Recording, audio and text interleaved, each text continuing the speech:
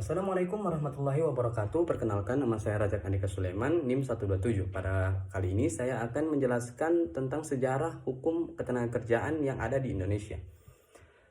Kalau kita bicara tentang sejarah hukum ketenagakerjaan di Indonesia, maka kita dapat membagi sejarah itu menjadi dua bagian. Yang pertama adalah sebelum kemerdekaan dan yang kedua setelah kemerdekaan.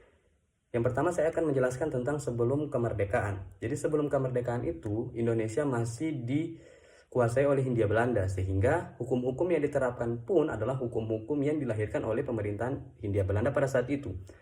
Pada saat itu ada dua sistem yang berlaku. Yang pertama adalah sistem perbudakan dan yang kedua adalah sistem kerja rodi. Yang membedakan antara sistem kerja paksa dan sistem perbudakan ialah ketika kalau misalkan kita lihat kalau sistem kerja paksa itu seorang majikan atau seorang pesuruhnya atau bosnya itu tidak berkewajiban untuk memenuhi kebutuhan dari pekerjanya. Jadi sistem ini bisa dibilang sistem yang sangat keras. Bahkan ketika pekerjanya itu tidak maksimal dalam bekerja, maka dia bisa mendapatkan punishment. Berbeda dengan sistem perbudakan, di sistem perbudakan itu seorang majikan itu mempunyai kewajiban untuk memenuhi segala kebutuhan dari budaknya. Segala kebutuhan itu mencakup antara makanan, upah, pakaian, dan tempat tinggal. Kemudian sejarah hukum ketenagakerjaan di era kemerdekaan itu juga ada beberapa, ada 3. Yang pertama adalah di era Orde Lama, yang kedua adalah era Orde Baru dan era Reformasi. Di sini saya langsung bacakan saja. Pada Orde Lama itu adalah era di mana terbentuk berbagai serikat buruh, organisasi buruh besar yang diawali oleh organisasi buruh yang bernama Barisan Buruh Indonesia atau BBBI pada 19 September 1945.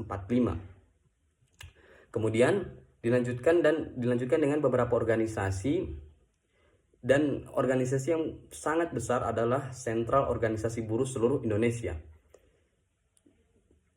yang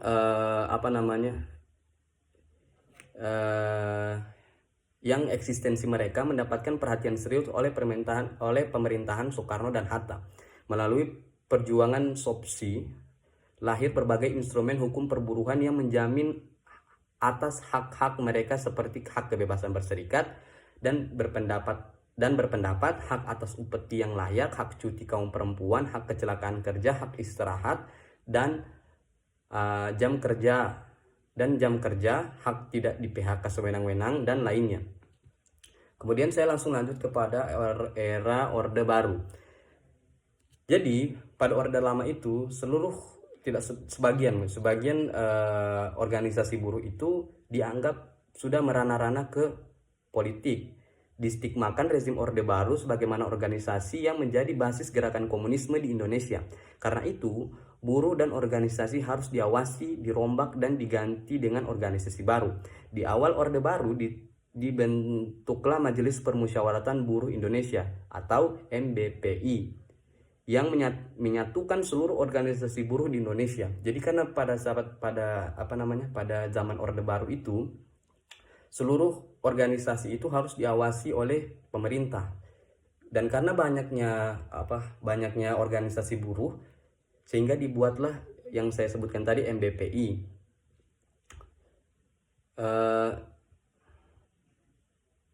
Kemudian aturan-aturan perburuhan di era Orde Baru itu cenderung bertentangan dengan undang-undang di atasnya, bertentangan dengan instrumen-instrumen tentang HAM dan konvensi-konvensi ILO. Salah satu instrumen hak politik hukum buruh di Orde Baru adalah Permenaker 1/1975 yang mengatur tentang pembatasan serikat buruh yang dapat didaftarkan di Departemen Tenaga Kerja. Kemudian saya langsung lanjut ke era Reformasi. Hukum perburuhan di Orde Baru yang dirasakan diskriminatif. Ya memang diskriminatif karena pada saat itu kan memang pergerakan organisasi buruh itu betul-betul dibatasi, bahkan disetir oleh pemerintahan pada saat itu. sehingga membuat banyak sekali gugatan menjelang kejatuhan Soeharto. Para buruh terlihat membandati ruas jalan menggugat terhadap ketidakadilan yang menimpa mereka.